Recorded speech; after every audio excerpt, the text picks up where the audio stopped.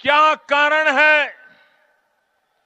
कि उत्तर प्रदेश की मां बेटी सलामत नहीं है, शाम को अकेली घर के बाहर निकल नहीं पाती है? क्या कारण है? Crime against women increased a whopping 20% between 2016 to 2019 in Uttar Pradesh. 2017 में 4,246 रेप केसेस एक्चुअली रजिस्टर करे गए थे उत्तर प्रदेश में। हाय गाइस, मैं हूं शांतनु और ये है honestly saying opinions.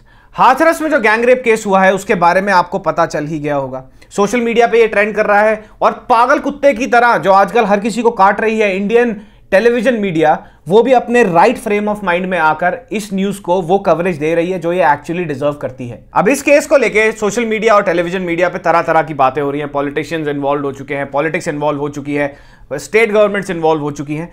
But the whole point is nobody is talking about the fundamental reason of why this rape actually happened, and that reason is casteism। अब अगर आप इस न्यूज को थोड़ा बहुत भी फॉलो कर रहे हैं तो आपको यह पता होगा कि विक्टिम ने अपना दम तोड़ने से पहले संदीप, यानी जो मेन परपेट्रेटर है इस केस में, संदीप 20 साल का लड़का है, वो उसका नाम लिया था। और जब पुलिस ने उसको पकड़ा और जब सारी शिनाख्त हुई, ऊपरी शिनाख्त जितनी भी हुई थोड़ी बहुत, उससे यह पता लगा कि Sandeep comes from an upper caste family and the woman the victim she actually was a Dalit. और विक्टिम के परिवार के हवाले से यह भी पता चला है कि संदीप के ग्रैंडफादर को, संदीप के दादा को जेल हुई थी कुछ 20 साल पहले 3 महीने के लिए, क्योंकि उन्होंने विक्टिम के ग्रैंडफादर के साथ मारपीट करी थी और SC/ST केस के अंडर वो बुक हुए थे और उनको 3 महीने के लिए जेल जाना पड़ा था। तो ये सब सुनने के बाद तो बहुत कॉमन सेंस ये बात है कि ये पूरा का पूरा जो मोटिव था इस क्राइम के पीछे, इस रेप के पीछे, वो बहुत हद तक, इनफैक्ट बहुत डीपली रूटेड था कास्ट बिलीव्स में और कास्टिज्म में। अब इस केस से रिलेटेड मैं आपको एक ऐसी बात बताऊंगा जिसको सुनने के बाद आपको भी ये लगेगा, मैं भी बहुत शॉक था और आपको भी ये जरूर लगेगा कि ये जो कास्टिज्म है पूरा का पूरा, और इस केस में जो कास्टिज्म रोल प्ले करता है, उसको शय कहां से मिलती है, अपर कास्ट वालों को ये सब करने की शय कहां से मिलती है और कौन उनको ये शय देता है। राजवीर दिलेर हैं बीजेपी के इलेक्टेड MLA हाथरस जिले से। और बात नोट करने वाली ये है कि Rajveer Daler ji comes from a Dalit family, वो एक लोअर कास्ट फैमिली से आते हैं।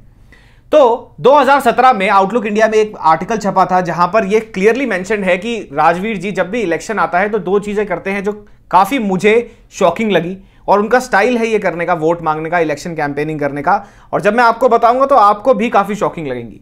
पहली चीज ये है कि जब भी ये एक अपर कास्ट वाले के घर पे जाते हैं वोट मांगने, ये कभी भी उनके साथ बराबरी पे नहीं बैठते, ये हमेशा बैठते हैं जमीन पर। अगर वो सोफे पे बैठे हैं तो ये जमीन पर बैठेंगे।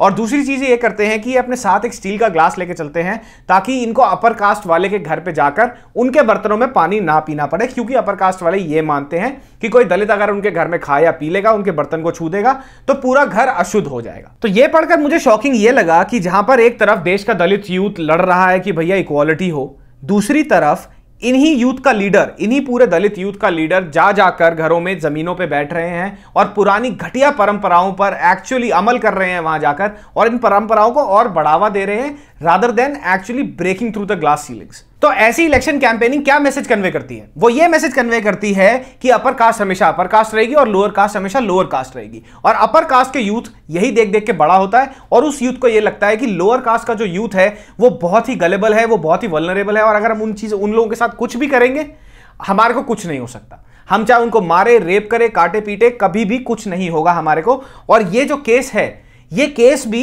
एक लौता केस नहीं है। बहुत सारे इन द पास्ट केसेस आए हैं जहां पर अपर कास्ट के लोगों ने लोअर कास्ट के लोगों को मारा है, लटकाया है, रेप किया है, दिन दहाड़े उनकी हत्या करी गई है, पर कुछ भी नहीं हुआ। तो ये तो रही बात कास्टिज्म की और कास्ट रिलेटेड पॉलिटिक्स की, जो हमारे देश के सिस्टम में बहुत ही विशियसली इंटीग्रेटेड है, और कब तक ये बाहर जाएगी, इसको कैसे अबॉलिश करेंगे, किसी को कुछ नहीं पता।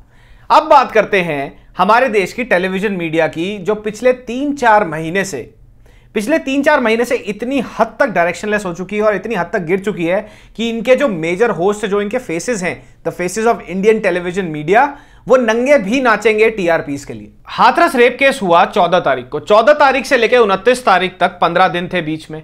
अब इस 15 दिनों में विक्टिम को शिफ्ट किया गया जिला हॉस्पिटल से अलीगढ़ हॉस्पिटल में, अलीगढ़ हॉस्पिटल से फाइनली सफदरजंग में, जहां पर उन्होंने अपनी दम तोड़ दिए। But the whole point is, इन 15 दिनों में इंडियन टेलीविजन मीडिया ने इस पूरे केस को कवर क्यों नहीं किया? क्यों रुका गया उस टाइम तक जब उस बेचारी लड़की ने अपना दम तोड़ दिया? क्यों रुका गया उस टाइम तक, जब तक एम्स के बाहर, सफदरजंग हॉस्पिटल के बाहर बवाल नहीं मचा, भीमसेना इकट्ठी नहीं हो गई, 50 पॉलिटिशियन नहीं इकट्ठे हो गए और लोगों को एक्चुअली फिर से कोरोना के दौरान भी एक साथ एकजुट आना पड़ा हजारों की तादाद में और बवाल मचाना पड़ा, और तभी टीवी मीडिया वहां पहुंचा। जब एक्चुअली 26 तारीख को ट्विटर पे ये न्यूज ब्रेक हुई और धीरे धीरे करके 29 तारीख तक एक ट्विटर पे ट्रेंड बन गई और बाकी सोशल मीडिया पे भी फ्लोट होने लगी, तब टीवी वालों को होश आया, तब इन बंदरों को होश आया। इनको लगा कि भाई अब कैमरे लेके, अब अपना क्रू लेके पहुंचते हैं और वहां से रिपोर्ट करते हैं। जबकि भीमसेना वालों ने इस वीडियो में क्लियरली ये बोला है कि वो 14-15 तारीख से ही गुहार लगा रहे थे बहुत सारे टीवी चैनल से, और कोई नहीं आया, कोई पॉलिटिशियन तो आया ही नहीं, टीवी न्यूज वाले भी नहीं आए। 14 दिन से कहाँ थी आप? 14 दिन से आप भी सर, मैं कहाँ थी वो आप? एक मिनट सुनिए ना, आप भी कहाँ? आपने कहा ये ना सब कि लोग हम नहीं कराई है। आप ये बताइए, मुर्दाबाद 14 दिन से कहाँ थे?